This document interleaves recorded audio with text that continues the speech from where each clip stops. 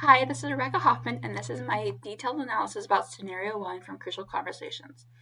So, it was evident that all parties involved care about Charles' programming and access to the support needed to be successful in the classroom. Each individual involved wants the best for Charles, despite the uneasy confrontation that transpired in Scenario 1. The scenario outlined a perfect example of a crucial conversation. As described on page 3 in the text, a crucial conversation is defined as a class or a discussion between two or more people in which they hold 1. Opposing opinions, and 2. High stakes issues, which would be child's education, and 3. Emotions that run strong. As I analyzed scenario 1, it was clear that the crucial conversation was truly with Miss Martinez and Miss Johnson.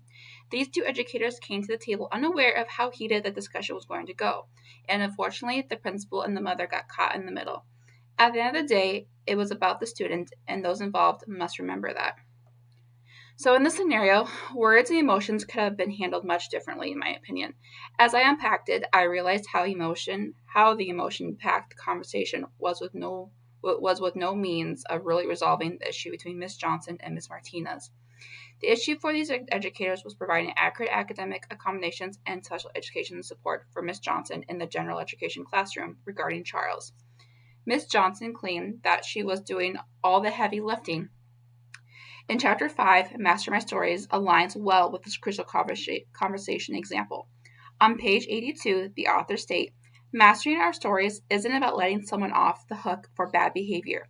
Instead, it is the first step towards addressing that behavior through dialogue.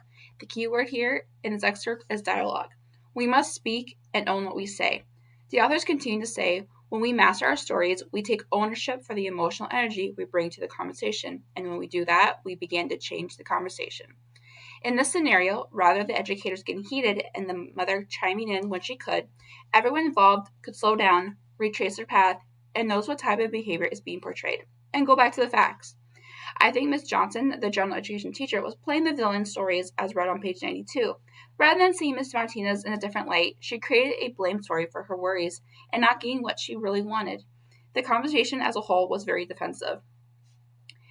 Instead of playing the blame game and creating a stressful parent in this scenario, the two educators need to make it safe.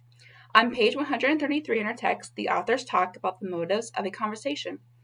I really don't believe that Miss Johnson had ill intent to bring down Miss Martinez. However, the quote on page 133 that aligns with this thought states, "If your motives have degraded, step back and refocus on what you really want."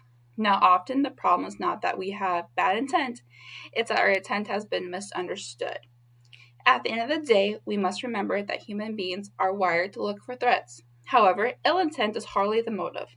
In this scenario, the two educators must look for mutual respect for the sake of to salvage this intense meeting.